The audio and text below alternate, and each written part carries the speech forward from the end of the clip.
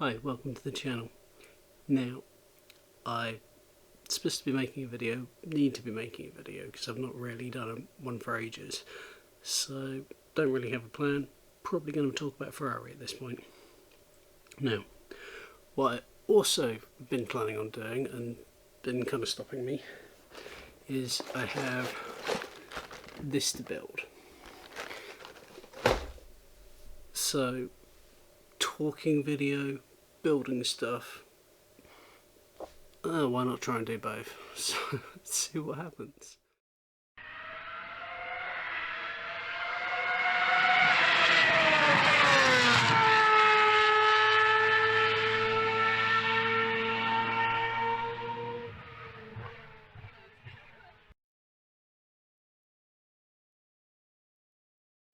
It's not a Ferrari car, unfortunately, so it doesn't quite fit, but we'll work on it. Ferrari 2022, what on earth can we say on that one? Started off with so much hope. You know, we had great results in the first few races, comfortable lead, and then, yeah, I'm a Ferrari fan, I should know better. As soon as we'd got our hopes up before, this is the year, this is the possibility, it could all go well from here, as we should know by now, just broke our hearts. We made the mistake of getting optimistic, of hoping, of thinking this could be our chance, this could all go well, we're off to a flying start, this could be the year where all the years of pain are out the window. And it's gone horribly wrong, which is a tad frustrating, because you know, we have the skills. You know, the people are there. You know, it's easy to knock like Ferrari, be it organisationally or whatever else, but you know, there's clever people there. They've built this fantastic racing car. You know, a lot of stuff has gone on behind the scenes to reorganise themselves, to, you know, try and put the things in place that they can build on going forward. But for whatever reason, you know, there's clever people on the pit board, there's clever people in the team,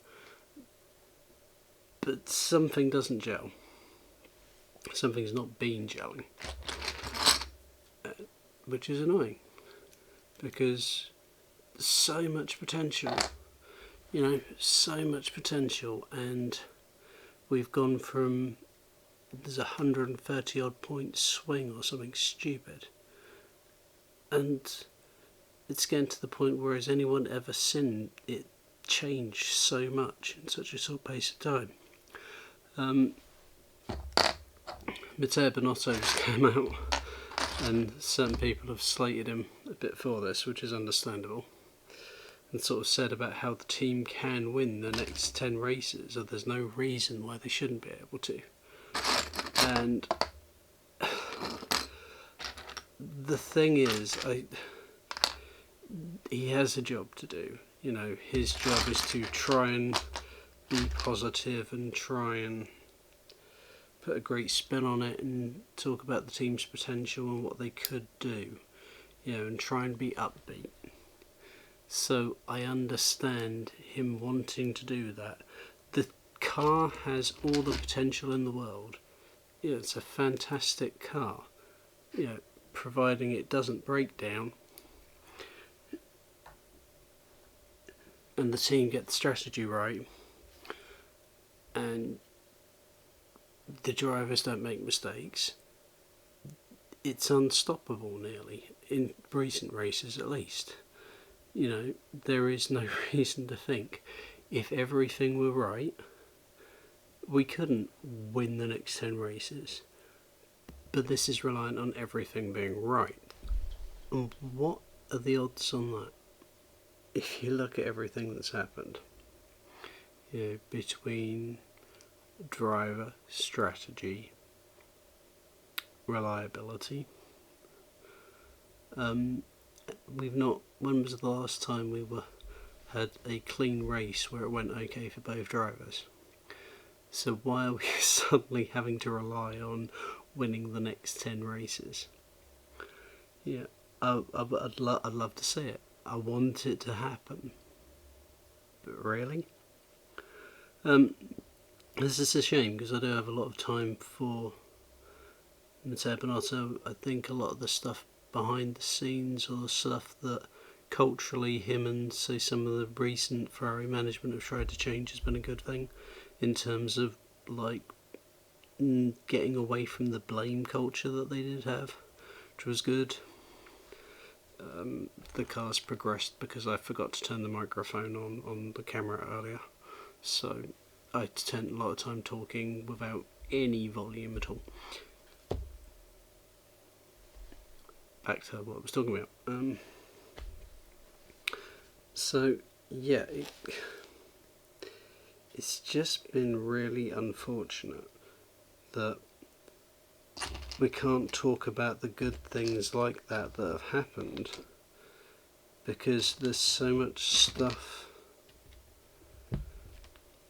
that isn't seemingly happening. Like, there's no learning, there's no progressing. It's like they're trying so hard not to get away from this thing of blaming people that they're not being realistic or not accepting or not growing or learning from it. There's no penalty for it almost now, is the way it feels. You're rightly or wrongly, you know, I'm not at Maranello, I don't work for Ferrari, I don't know what conversations are going on behind the scenes. But you don't see any changes. You know, I mean, I wonder how much of that is like, you know, in previous days you had guys at the top, Enzo, Luca de Montezemolo, you know, Sergio Marchionne. They were all very strong characters. You know, politically you didn't mess with them. You know, they were alpha dogs in the Formula One world. You know, whereas now I sort of feel like Binotto's not getting, you know, and their team bosses were able to get on with being team bosses. But now it sort of feels a bit like Matteo Binotto's not getting a lot of, you knew who they were. You know, Matteo, it doesn't feel like he's getting the support or the presence from the Ferrari higher management these days. There's a certain feeling that Ferrari are almost too busy fighting themselves to focus on fighting other teams. And the problem is, it seems to be preventing them from sharpening up everywhere where they need to be.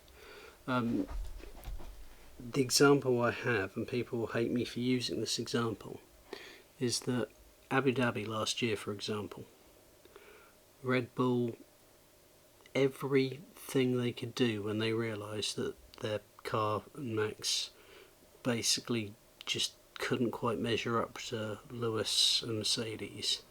You know, Red Bull threw every strategic and technical thing they could do at it. They fought it on all fronts. You know, whenever there was a snap decision or a quick decision to be made regarding pit stops, you know, virtual safety cars, you know, do we undercut, should we try overcutting, deploying Sergio Perez and him doing an excellent job. They hit every mark that they could do to try and put Mercedes under pressure, to put them into a position where there was a chance they might not win that race. And we all know how it played out, you know. If we're going to be polite and say that Massey just wanted to make it an exciting end to the race, they were in a position where they could take full advantage of that because they'd been so incisive, so forceful, and applied when it came to applying pressure. And if Max had been at Ferrari, I don't think I'm wrong in saying Lewis would have still won that race regardless, because everything seems to be done by committee. You know, it doesn't feel like they're being run by racers. You know, it's like working through, and we're going to do this and we're going to do that and we'll think about maybe doing that. And then by the time they've made the decision, the option's gone.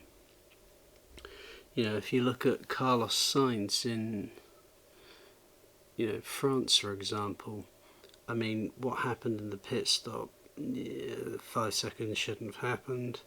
The slow pit stop anyway, which Ferrari have been a lot better on that recently, in fairness.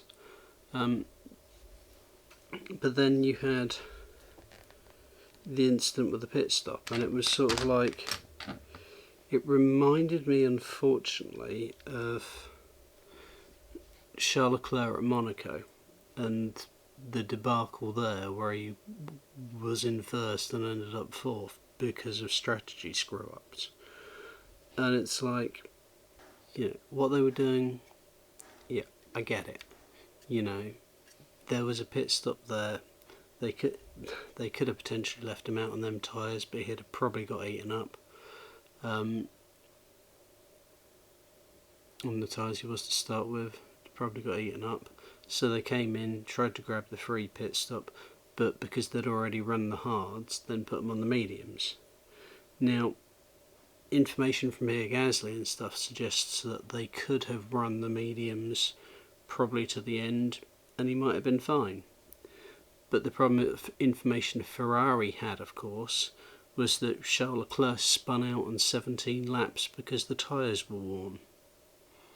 So they're not going to be going 40 odd laps, even with the fuel dropping or whatever. That's the information they're working to, so they're always thinking he's got to pit at some point. But then you're in the realms of, well, why, if they figured they had to hit him at some point anyway, did they leave it so late when he was losing time battling, with Sergio and George and stuff? Would it have made more sense to pit him like 5-10 laps earlier so that he had more time to come back? And there's always that thing of, what gaps would he have come out into, how far back would he have ended up, whatever. So it's a tricky one.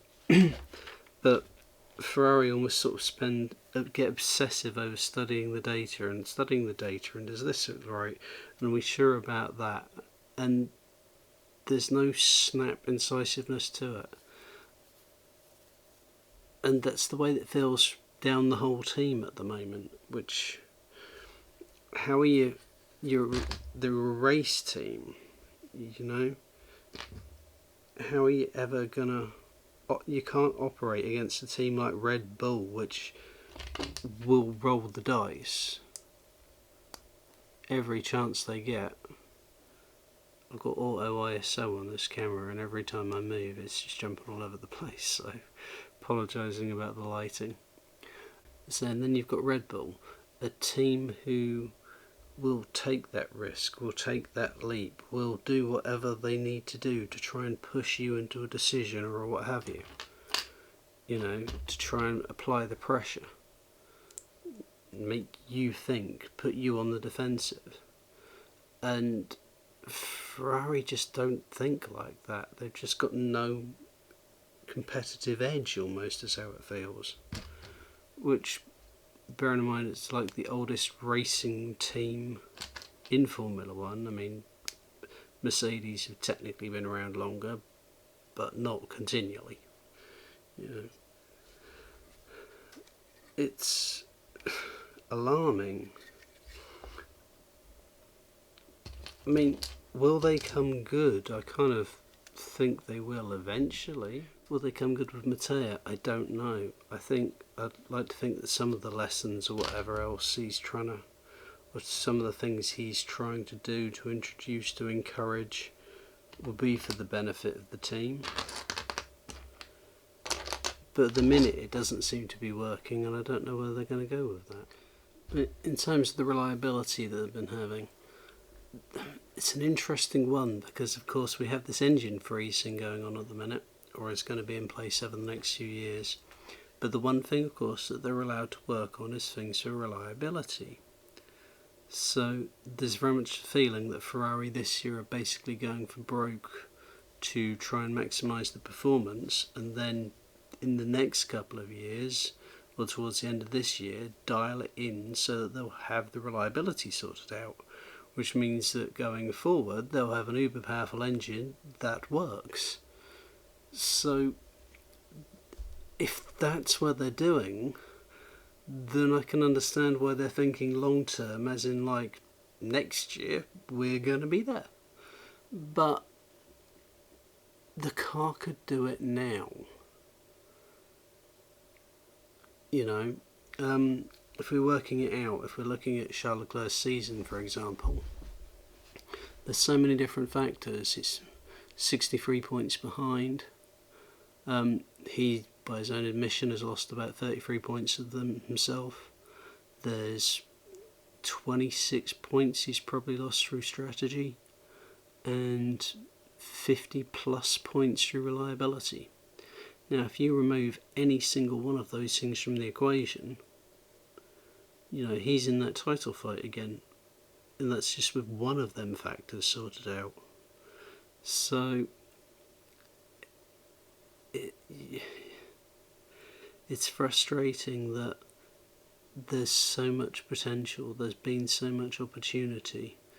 And if it had been any one thing, like if it had just been the reliability or it had just been the strategy, we'd still be looking forward to this title fight ongoing. But it's the combination of all the things together. And where do you go with that? Because you can't have all of them things, and then we always hear, you know, like, well, next year, well, next year, or what about next year? Next year it'll be sorted out, but next year it'll be another thing. The engine should be better. You know, Charles will have another year of experience fighting for race wins and titles potentially. But then with Carlos's changing position seemingly in the team, you know, we've seen it this year where he seems to have had the backing when the race should have been Charles's to take. It reminds me a little bit of 1982 season, Gilles Villeneuve and Didier Pironi, where it's like Gilles had in his head that things were a certain way, but Pironi was a politician. He was better at getting the team to work around him and how to make things happen, and that's very much what Carlos seems to be very good at.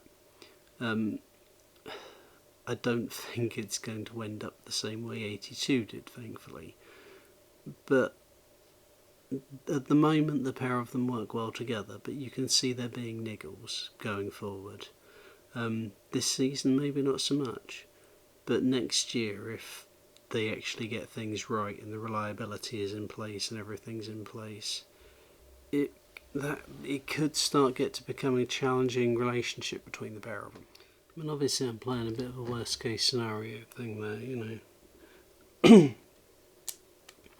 Both Charles and Carlos say that they're getting on well and they're working well as a team. I'll take their word for it, and I hope that really is the case.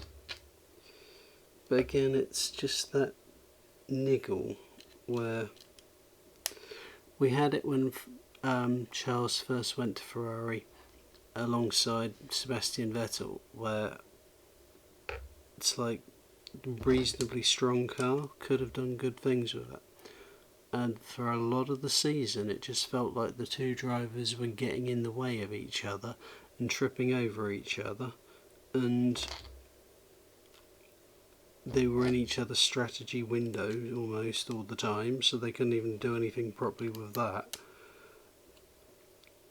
And the situation became very hard to manage, and that's kind of how it feels with like Charles and Carlos at the moment.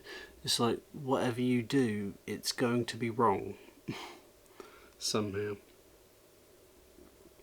But on the other hand, if that case, it suggests both your drivers are competitive, so there's worse problems arguably to have. But you don't want to be costing yourself time in places like what we had with the Austria sprint race. So what can be done with Ferrari? There's the three key things, and what we think is that basically over the next year or so they will probably sort themselves for the most part. What's always been raised about the team, but they raised it in 2017 and 2018, was that although the team is the oldest on the grid, the people in the positions they were in hadn't been in there very long and lacked a little bit of experience in those positions. Ferrari as a team have fallen out of the habit of knowing what it's like being in a challenging for race wins and championships. So from that point of view, this year is very important. Even if they don't win the championship, there's a lot they can take from it to build on, and you would hope that's what's going to happen, because at this point in the season, even if they have a perfect end to the season, which, considering the start of it, I don't think anyone really sees happening, there needs to be progression. If we can see that, there's hope. Now, I know some of them talk about like the whole 1982 comparison is because a lot of people do talk, myself included to be honest, talk about Charles as having a lot of Gilles Villeneuve in him, which is good and bad. Gilles Villeneuve is my favourite driver for Ferrari. But I know the legend more than I know. Obviously, I didn't see him driving. I was like 3 when he died. But the raw excitement, the ability to make something happen at any point, he seems to have inherited, for better or for worse. It took Gilles a long time to perhaps realise that trying to be the fastest on every lap through every corner was not the best way to win a race or a championship. And unfortunately, he died before he got the chance to do it. But it does remind me of something that Damon Hill apparently said this week, where he was talking about how Carlos seems more of a natural leader than Charles does. And it does come again to the whole thing of Charles just does seem to be more reliant on kind of like just his inbuilt natural talent than... The thing is with Charles is he's always had speed, and it's like the speed has cancelled out almost everything else. He's never had a bad season because he's always been quick.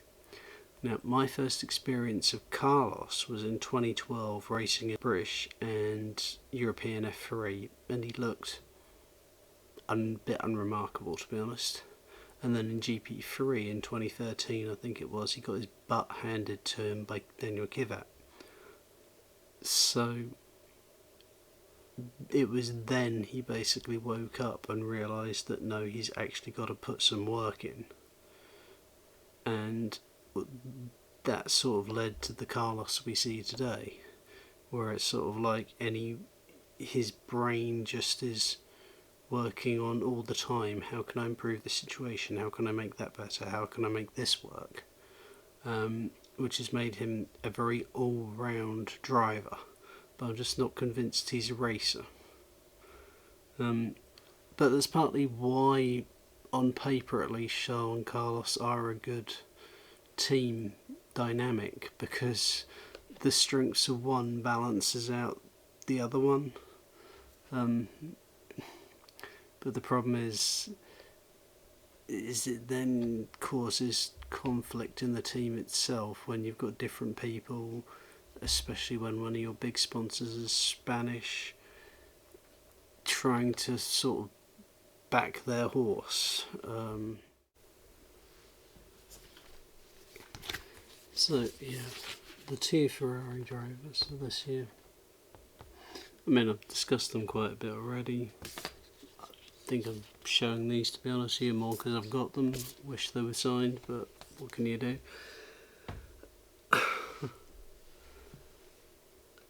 Do I think we'll hold out for the second place in the championship? You should do. We should do. Mercedes are coming strong. They're going to be a challenge. They were always going to be a challenge. I never understand why people refer to that as being like a tractor or something. It's clearly the third best team. Do you know how many teams would love to have that car? But it's all about expectation. Your mind gets used to things being a certain way, to having a certain level of success. You know, it's kind of why it's difficult for Ferrari fans at the minute, because the season started so strongly and it's now like, ugh, you know. But last year, 2020 or whatever else, if we were getting podiums basically every race, if we were one of the fastest cars out there, it'd been like, wow, this is amazing. But it's just that it's slipped away from us again. Back to building the car. The scary thought is, we talk about Ferrari and how sort of cool and whatever they seem to be with all the disasters that are going on, and how they never seem to learn from it or whatever. But the thing is, it's almost like the attitude almost seems to be that they never planned on winning the title this year anyway, and they were always viewing this year as being a growing year or whatever, and they were going to look at it winning it something next year. Now, if that's been their attitude from the start, they're sold as short a title chance, but it's sort of like, it would explain a lot, I guess. It doesn't make it any better. Clearly struggling for something to say at this point, but the Lotus is starting to take shape, so we're getting there. If nothing else, one thing I wanted to achieve tonight, it's like, for all the frustration or whatever else, it's been one of the most compelling edge of my seat seasons I can ever remember. You know, my wife has taken the mick out of me something rotten.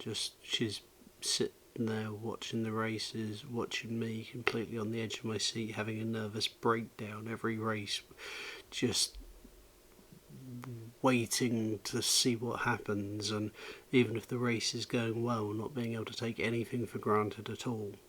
I mean, this season is just intense. If you're a Ferrari fan, it's madness. But that's sort of almost like what you sign up for, you know. I mean, I've joked for years that it's never dull being a Ferrari fan, and it definitely isn't, because you can't take anything for granted. You know, until that flag falls and your car is across the line, it's just like, you daren't breathe, take your eyes off the screen, anything. It's hard work. It's an emotional roller coaster, intense, crazy. You want to scream, you want to shout with joy. Never dull. So, guessing that's the front splitter.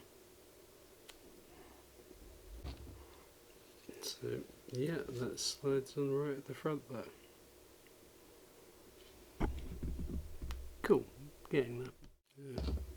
Normally the same every year, you know, you just want your team to do the best, and when you're seeing things continually go wrong, it's very hard work. Two choices of tyres for the Lotus, by the way. There's the 5-spoke ones, or there's them ones, and I've gone for them ones.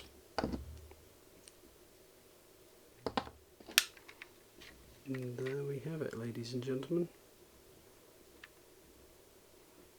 So, now done that anyway. If you've watched through my rambling, and you've watched through me making a Lego car for no apparent reason other than just because I wanted to, then thank you very much for watching. You stars.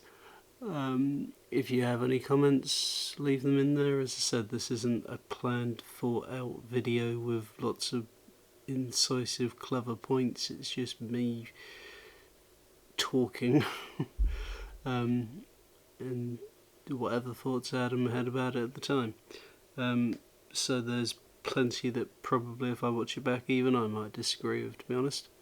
So, but no, thank you for watching. Bye bye for now. Now the real question, as we all know, where am I going to put it?